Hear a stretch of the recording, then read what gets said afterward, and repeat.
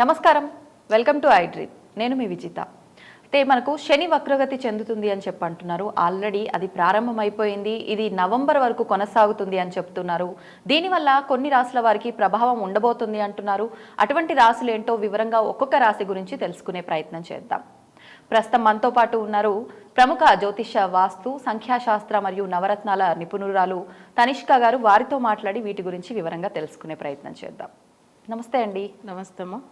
శని వక్రగతి వల్ల కర్కాటక రాశి వారిపైన ఎటువంటి ప్రభావం ఉండబోతోంది? అయితే అందరిలో ఒక చిన్న డౌట్ ఉంది. ఏంటంటే వీళ్ళు మొన్నటి వరకు కూడా ఈ శని వక్రగతి చెందడానికి బిఫోర్ వరకు అష్టమ శని అనేది కంప్లీట్ చేసుకున్నారు. మరి ఇప్పుడు ఇది వక్రగతి వల్ల పోయింది, రివర్స్ వచ్చింది అని చెప్పి కొంతమంది మాట్లాడుతున్నారు. ఇది వాస్తవమా? అది నిజమైతే మరి వీళ్ళకి ఎటువంటి ఇబ్బందులు రాబోతున్నాయి? దాని నుంచి ఎలా బయటపడాలి? ఓకే అమ్మా. ఇప్పుడు మనం ఏం అనుకుంటామంటే కొన్ని గ్రహాలు రివర్స్ వస్తుంది అంటే ఇప్పుడు రాహు కేతులు రివర్సే తిరుగుతూ ఉంటారు. కామన్ గా చెప్పాలంటే వాళ్ళు అసలు ఎప్పుడు కానీ రైట్ సైడ్ తిరగరు, యాంటీ క్లాక్ వైస్ మీకు తిరుగుతూ ఉంటారు కదా, తెలుసు. ఇప్పుడు ఏమైతుంది అంటే వీళ్ళు వగ్రం అవుతారు అట్లా అనే దానికి కొన్ని చక్రాల్లో నిజమని ఉంటుంది. రాహుకేతులు ఎప్పుడు వగ్రం కాదని కొంతమంది చెప్పేవాళ్ళు ఉంటారు. కొన్ని సబ్జెక్టులు అట్లా వగ్రం అవుతారు. సరే, ఇప్పుడు వీళ్ళు వగ్ర గదిలో ఉన్నారు అంటే కర్కాటక రాశికి అష్టమాధిపతి ఆయన అంటే అష్టమంలో ఉండి 9th వెళ్ళాడు.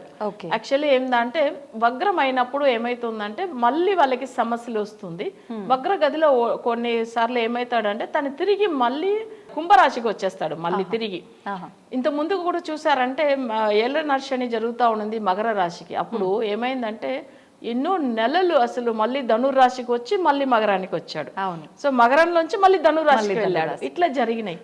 అట్లా జరుగుతుంది. కొన్నిసార్లు ఏమైతుందంటే వాళ్ళు వగ్రం అయినప్పుడు వాళ్ళకి అర్థం కాదనమాట శనికి ఎటు వెళ్ళాలో దారి తెలియక మళ్ళీ మళ్ళీ తిరిగి వస్తాడు.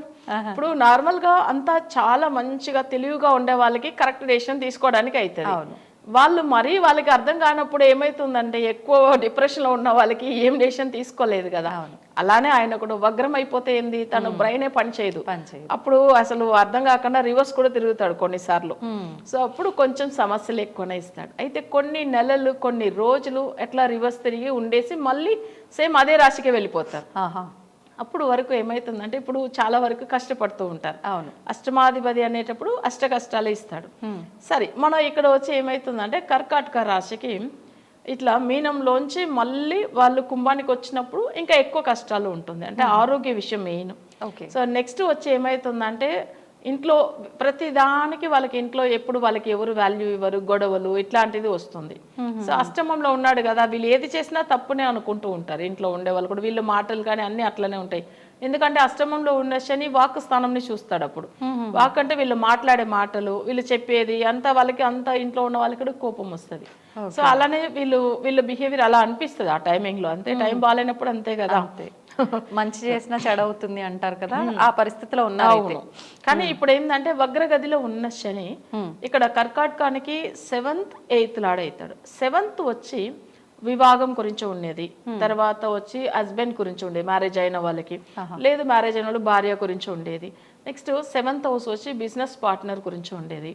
అవి కాకుండా జనుల మధ్యలో ఒక మంచి నేమ్ రావాలంటే జనవశ్యం కూడా 7th హౌస్ అని పెట్టి ఉంటుంది.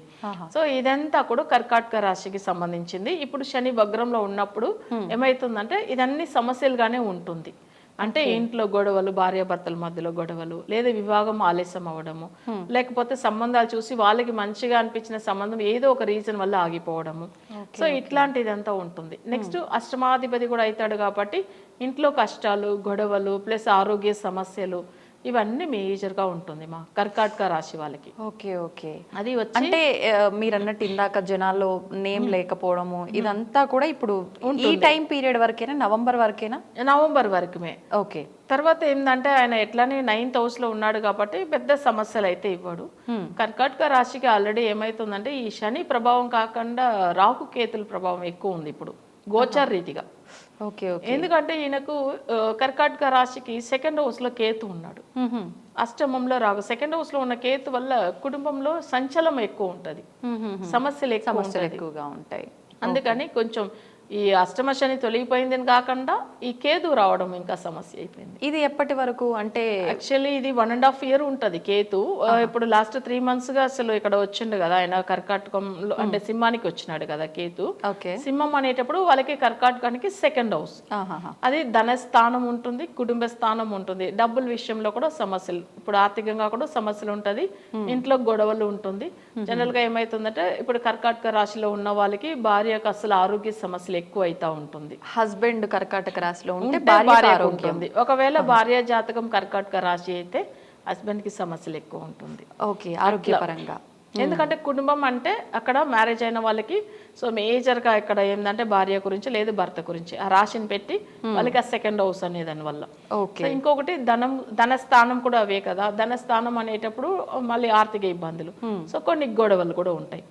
అంటే ఇంట్లో గొడవలు ఎప్పుడు, ఎందుకంటే కేతు అనేటప్పుడు కేతుకు 5 తలలు, ఒక చిన్న విషయాన్ని 5 రకంగా థింక్ చేసి ఇంట్లో పెద్ద గొడవలు పెట్టుకుంటూ ఉంటారు. ఒక తల ఉంటేనే క్రియేట్ చేసి రకరకాల ఆలోచనలు క్రియేట్ అవుతాయి. ఓకే ఓకే, ఒక తల ఉంటేనే ఎంత ఆలోచనలు, అంటే 5 తలలు ఉంటే ఎంత ఉంటుంది చెప్పండి. సో అలా బాధపడుతూ ఉంటారు, బుర్ర ఖరాబ్. అంతే. అది అసలు చిన్న చిన్న విషయానికి కూడా డౌట్ అనుమానించడము, ప్లస్ అది కాకుండా ఏదైనా ఒక చిన్న థింగ్స్ ఏదో ఒకటి షాపింగ్ చేసాము కొనుక్కుని వచ్చామంటే మళ్ళీ అది ఇది కరెక్టా కాదా, బ్రాండ్ ఇది మంచి బ్రాండా లేదా, ప్రతిదీ సో వాళ్ళే ఆలోచన చేసి కొనుక్కుని వచ్చి ఉంటారు మళ్ళీ ఇంటికి వచ్చిన తర్వాత. సో ఇవన్నీ కొన్ని ఎక్కువ డీప్ గా వెళ్తారనమాట. ఎప్పుడైనా కేతు వచ్చి ఉన్నప్పుడు వాళ్ళకి బాగాలేనప్పుడు ఎక్కువ థింకింగ్ ఉంటుంది. అంటే ఇది దాదాపు 1 year 1.5 year అంటే 3 months అయింది స్టార్ట్ అయింది. ఓకే, ఇప్పుడు గోచార రీతిగా ఉన్న మన శని గురించి మాట్లాడుతున్నాము, కానీ ఇది సమస్య ఉంది కర్కాటక రాశి. ఓకే, మరి దీని నుంచి ఎలా బయటపడొచ్చు అంటారు? తప్పకుండా. ఇంకొక విషయము, ఇప్పుడు మిథునంలో గురువు ఉన్నాడు, 12లో ఉన్నాడు గురువు, మీకు తెలిసే ఉంటది. కర్కాటకానికి 12లో గురువు మంచోడు కాదు. సో గోచార రీతిగా ఇక్కడ మేజర్ పెద్ద గ్రహాలు అంటే ఇయర్లీ ప్లానెట్స్ అని చెప్పేవాళ్ళు ఈ 4 కదా, రాహు కేతులు, తర్వాత శని, గురు. బట్ అయితే ఇక్కడ గురు 12లో ఉండడం వల్ల ఏమైతుంది, ఆరోగ్య సమస్యలు ఉంటుంది అన్ని విధంగా. అంటే 6, 9 స్థానానికి అధిపతి గురు, అయినా మంచిగా లేదు. సో అప్పుడు కర్కాటక రాశికి ఓవరాల్ గా చూసారంటే రాహు కేతుల వల్లనే మంచిగా లేదు, అండ్ గురు బలం లేదు అసలే. అవి శని వేరే ప్రభావం ఇప్పుడు వగ్ర గదిలో కొంచెం ఎక్కువగా ఎఫెక్ట్ అవుతున్నారు అని చెప్పొచ్చు కర్కాటక రాశి వాళ్ళు. అవును, అంటే ఒకవేళ వగ్ర నివర్తి అయిన తర్వాత శని ప్రభావం తగ్గుతుంది, కానీ ఈ రాహు కేతులు గురువు ఒక ప్రభావం ఎక్కువ ఉంటుంది. అంటే గురువు ఇయర్లీ వన్స్ తిరుగుతూ ఉంటాడు. సో ఆయన కూడా మన 3 months బ్యాక్ అసలు మిథునానికి వచ్చాడు కదా, మళ్ళీ జన్మ గురుగా వస్తాడు, అది కూడా అంత మంచిది కాదు. అది నీ ప్రాబ్లమే ఉంది గురు జన్మ గురు వచ్చినప్పుడు. మరి దీనికి రెమెడీ అండి? ఇప్పుడు వీళ్ళకి చెప్పాలంటే కర్కాటక రాశికి ఈ రాహు కేతులకి మళ్ళీ గురికి, అది కాకుండా ఇప్పుడు వగ్రమైన శనికి ఇవన్నీ చేయాలి కదా. కానీ తప్పకుండా అయితే పూజలు చేసుకోవడం వల్ల మంచిదే.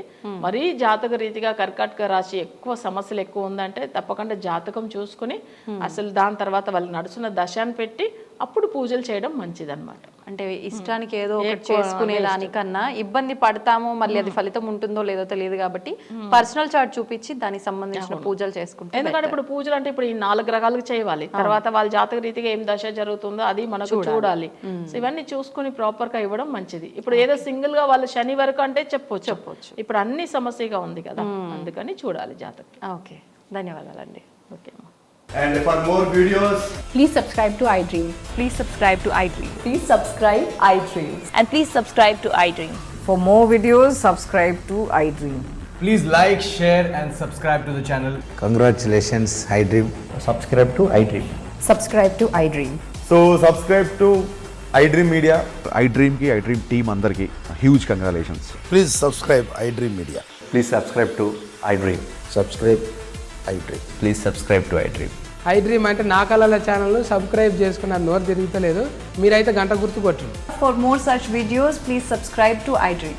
Subscribe to iDream. Please subscribe to iDream. Please subscribe iDream Media. Please do subscribe to iDream. Please subscribe to iDream Media. For best entertainment and information, please subscribe iDream. And don't forget to subscribe to iDream. తవ్వుతూనే శివలింగం, సరే దాన్ని అట్లా కప్పేసేయండి, చూపించదండి. Krishna is there, మూర్తి పూజ కాదు, సాక్షాత్ బ్రజేంద్ర నందన భగవాన్ ఉన్నారు మూర్తిలో. ఏమీ ఆశించకుండా ఆరాధించే వాళ్ళు కూడా ఉన్నారా ప్రభుజీ? నిజమైన భక్తి అంటే మనకు తెలియదు కాబట్టి